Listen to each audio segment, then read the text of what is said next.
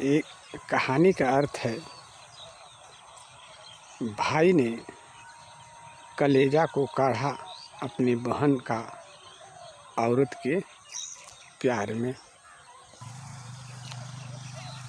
एक भाई और बहन दोनों रहते थे। जब उसकी बहन सयान हो गई शादी करने के लिए, तो लड़का ढूंढकर अपनी बहन को शादी कर दिया और शादी करके खुशी से रहने लगा। कुछ दिन और बीता तो बहन ने बोली कि भाई अपना भी शादी कर लो। तो बहन के कहने पर उसका भाई अपना भी शादी कर लिया। और जब शादी कर लिया तो भाई और बहन दोनों खुशी से रहने लगे। कुछ दिन बीता तो गर्मी का दिन था। तो उसके बहन का जो सखी थी वो नहाने के लिए जाने लगी। तो और बहन उसकी अपने भौजी से बोली कि भाभी मुझे अपनी साड़ी दे दो, मेरे पास साड़ी नहीं है पहनने के लिए। तो उसकी जो भाभी थी वो बोली कि ठीक है, ले जाओ मेरी साड़ी को, लेकिन तुम मेरी साड़ी में दाग नहीं लगना चाहिए। तो उसकी बहन ने बोली, ननद ने बोली कि ठीक है, मैं आपका साड़ी ले जा रही हूँ, उसमें दाग नहीं लगेगा। और वो सखियों को साथ नहाने के लिए तालाब में चली गई। जब तालाब में वो चली गई नहाने के लिए, तो इधर देखिए जो उसकी भौजाई थी वो एक कागा, जिसको कौवा बोलते हैं, वो पेड़ पर बैठा था। तो उसकी जो भौजाई थी वो बोली कि देखो कागा, आपको मैं दूध भात कटोरी में खिलाऊंगी। मेरी ननद गई है, मेरी लाल रंग की साड़ी है, उस साड़ी में ऐसा दाग लगाना कि किसी तरह से वो दाग छूटे ना। कौवा ने गया और वो साड़ी को निकाल कर उसमें दाग लगा दिया। जब दाग को लगा दिया और लगा कर आ गया फिर कौवा जहाँ उसकी भाभी बुलाई थी, तो कौवा के दूध भात और कटोरी में दी। कौवा खा गया, खाकर उड़ गया। जब उसकी ननद ने जब नहा धोकर जब साड़ी को पहनने के लिए गई तो देखी कि पूरा साड़ी में दाग लगा हुआ है। जब दाग साड़ी में लगा है तो डर गई और डर के मारे वो साड़ी नहीं पहनी और साड़ी को अपनी ही साड़ी को सुखाकर और साड़ी को पहनी। और भाभी की जी उसकी साड़ी थी वो साड़ी नहीं पहनी और लिया कर उसकी जगह रख दी बक्सा में। जब बक्सा में रख दी तो उसकी भाभी ने बोली कि मेरी साड़ी तुम क्यों नहीं पहनी हो। तो वो बोली कि भाभी इतना गर्मी थी कि मेरी साड़ी झुरा गई थी, इसीलिए मैं अपनी साड़ी पहनी हूँ, आपकी साड़ी मैं उसी जगह रख दी हूँ। उसके बाद उसकी भाभी तो जानती थी कि साड़ी में दाग है, तो वो गई और साड़ी को निकाली तो देखी कि पूरा दाग भरा हुआ साड़ी में लगा है। तो अपने भाई को बोली कि अगर तुम अपने बहन का कलेजा काढ़ कर नहीं लाओगे तो मैं खाना पीना सब छोड़ दूंगी, क्योंकि मेरी साड़ी में उसने दाग लगा दी है। भाई ने अपनी बहन से बहुत प्यार करता था। वो सोचने लगा कि मैं अपनी बहन का कैसे मैं जान मारूं।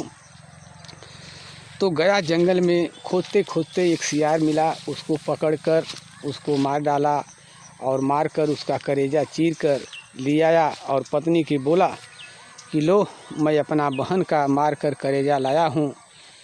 लेकिन वो जो उसकी औरत थी वो पहचान गई और बोली कि नहीं नहीं नहीं, ये तो कोई जानवर का कलेजा है, एक कलेजा तुम्हारे बहन का नहीं है।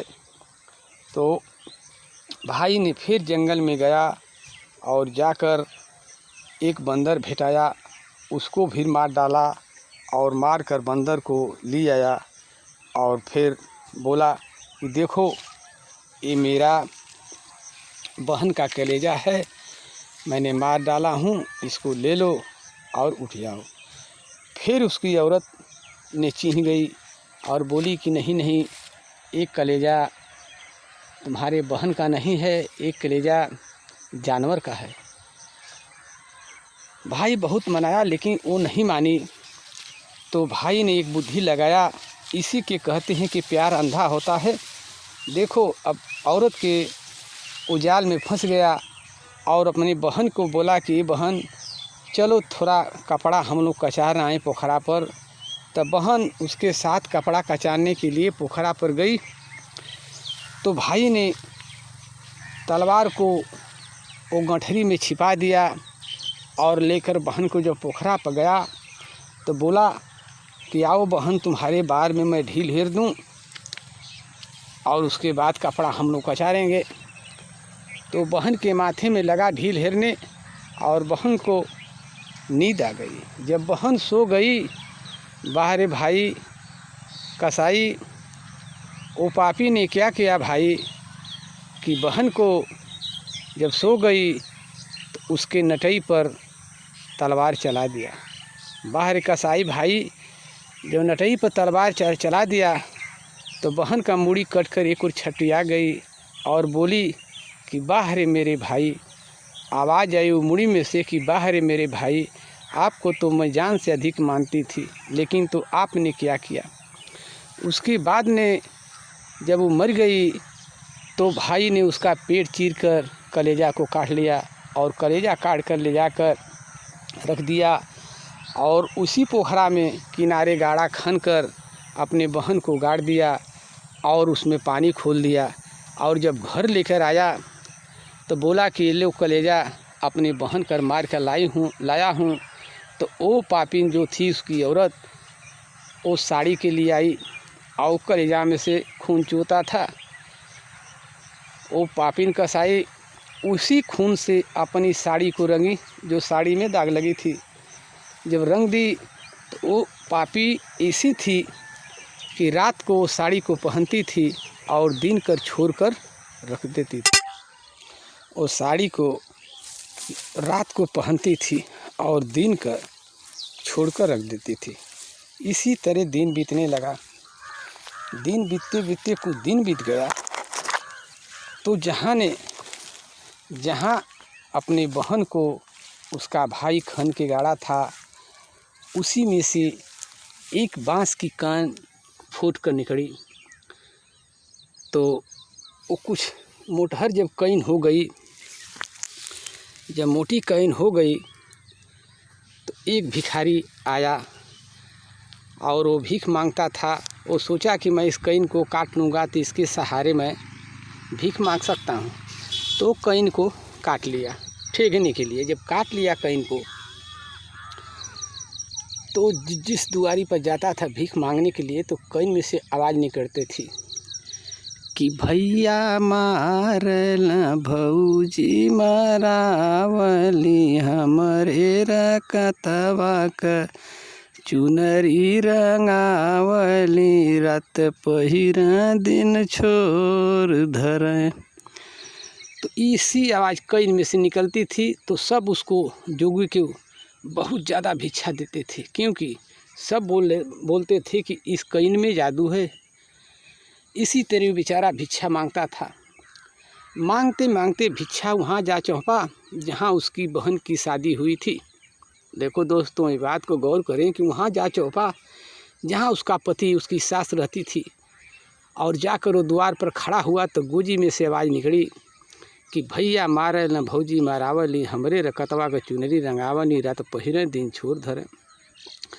जब उसकी सास निकली तो देखी कि गोजी में से आवाज़ आ रही है।